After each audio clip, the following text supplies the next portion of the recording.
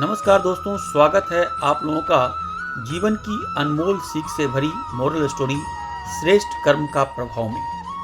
प्राचीन काल में एक गांव में एक साहूकार रहता था। साहूकार बहुत संत सेवी और सत्संगी था। घर पर अक्सर साधु संतों का आवागमन लगा रहता था। श्रद्धा अनुसार साहूकार उनकी सेवा और ठहरने का प्रबंध भी अपने घर में करता था। उसके पास कोई कमी तो थी नहीं। प्रभु के दिए इस धन्य धान्य नौकर चाकर से भरपूर जीवन में वह आसक्त बिल्कुल नहीं था। उसका विचार था कि पूर्व जन्मों के अच्छे कर्मों का फल उसे प्राप्त हुआ है, इसलिए हमेशा परमार्थ और परोपकार के लिए धन खर्च करता था। सेठ की एक लड़की थी। वह लड़की भी श्रेष्ठ विचार रखने वाली थी। युवा होने पर उसका विवाह एक सामर्थ्य परिवार में हुआ। वह परिवार यद्यपि धन धान्य से भरपूर था, पर सत्संग प्रिय नहीं था। एक दिन वह साहूकार की बेटी अपने ससुराल में सास के साथ बैठी थी कि बाहर से किसी एक फकीर ने आवाज लगाई कि देवी कुछ खाने को मिलेगा। सास ने लड़की से कहा, तू जाकर फकीर से कह कि यहाँ कुछ नहीं है। लड़की ने सास की आज्ञा मानकर बाहर जाकर फकीर से कहा, महाराज जी यहाँ कुछ नहीं है। फकीर ने बड़े प्रेम से पूछा, बेटी फिर तुम लोग क्या खाते हो?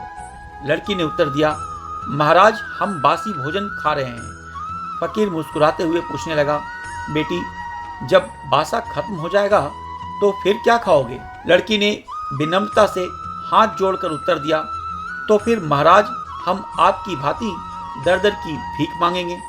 इतना सुनकर साधु तो उचित उत्तर पाकर चला गया, पर अंदर लड़की की सास जो सब बैठी बाहर हो रहा वार्तालाप सुन रही थी, आग बबूला हो उठी। जब लड़की अंदर आई तो उसे डांटते हुए बोली, कमबख्त लड़की, तू अच्छी हमारे कर्मों में पड़ी, सबसे अच्छा खाना पहनना करते हुए भी बाहर हमारा अपयश करती फिर रही है। जरा बता, कब हमने तुझे बासा दिया है खाने को? और तो और फकीर से कह रही है हम भीख मांगेंगे मनहूस। सास ने अपनी बहू को बड़ा कोसा। लड़की ने अपनी सास को हाथ जोड़कर बोला, माताजी मैंने झूठ नहीं कहा, हम बासा ही तो खा रहे हैं। इतना सुन सास और लाल पीली हो गई। शाम को लड़की का ससुर घर आया। अपनी स्त्री को इस प्रकार ठंडे श्वास भरते हुए देखा तो हैरान रह गया। नववधू भी डरी सी एक कोने में दुबकी पड़ी थी। मन में सोचा, क्या हो गया है?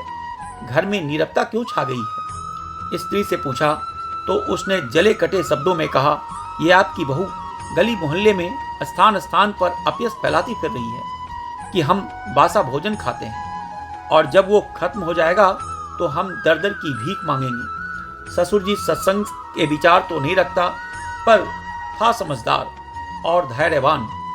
उसने अपनी बहू को बुलाया, कहा, बेटा तुमने ऐसा शब्द क्यों कहे हैं? इनका प्रयोजन क्या है? बहू ने सारा वृतांत कहा। तब सेठ ने पूछा, बेटा हमने तुम्हें बासा खाना कब दिया? बहू बोली, पिताजी मैंने जब से होश संभाला उसी दिन से आज तक मेरा जीवन सुख वैभव में व्यतीत हुआ है। चाहे माता पिताजी के घर में हो या फिर आपके पास, मुझे अपने अब तक के जीवन में किसी चीज का अभाव महसूस नहीं हुआ। पर अब प्रश्न ये सामने आता है, यह सब मुझे क्यों मिला? मालिक की रचाई इस सृष्टि में ऐसे भी जीव होंगे जिनको भरपेट भोजन भी नसीब नहीं होता, न सर पे छत, न जिस्म पे पर्याप्त कपड़े। आखिर ये असमानता क्यों? क्या कुदरत पक्षपात करती है? नहीं पिताजी, ये सब हमारे पिछले जन्मों के कर्मों का फल है, जिनका जमा हम अभी खर्च कर रहे हैं। पिताजी हम बासा भोजन और जमा किया फल खर्च कर रहे हैं। हमारे वर्तमान में हम ऐसा कोई साधन नहीं बना रहे जिनका अगले जन्म में हमें सुफल प्राप्त हो, जैसे भजन, सिमरन, परोपकार, दान, महात्माओं की सेवा आदि। जब हम ऐसा कुछ भी कर ही नहीं रहे जो आगे हमें सुख संपत्ति यश मान दिलाने का साधन बने, तो ये आशा ही व्यर्थ है कि हमारा भविष्य सुखों से भरा हो। तो हमें भिक्षा के ही सहारे जीवन बिताना पड़ेगा। बहू ने कहा, पिताजी हमें हमारे प्रारब्ध स्वरूप जो भी धन मिला है उसे परमार्थ में लगाना चाहिए। सेठ ने अपनी बहू से प्रश्न किया, तो फिर इस भिक्षा का क्या मतलब?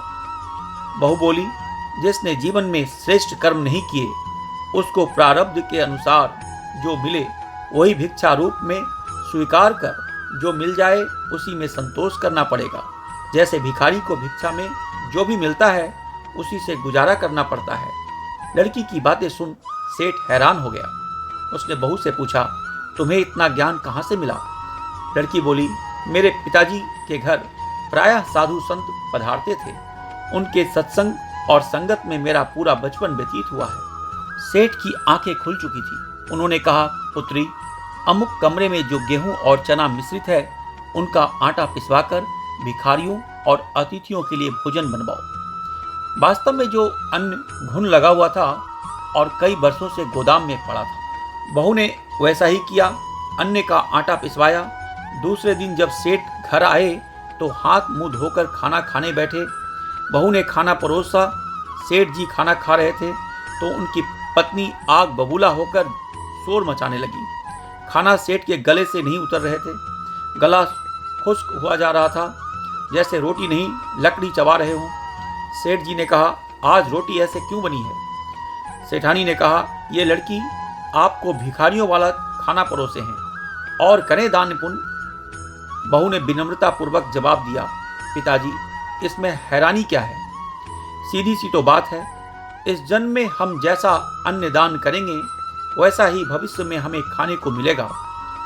हमें आज से ही अभ्यास करना चाहिए, वरना फल प्राप्ति के समय हमें तकलीफ होगी।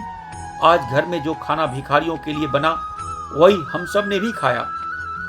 इस बात से सेठ जी को समझ आ गई कि बहू क्या समझाना चाहती है। दूसरे ही दिन उन्होंने अच्छी ताजी गेहूं पिसवाकर भोजन बनवाया और अपनी पूरे परिवार के साथ गरीब लोगों को भोजन करवाया।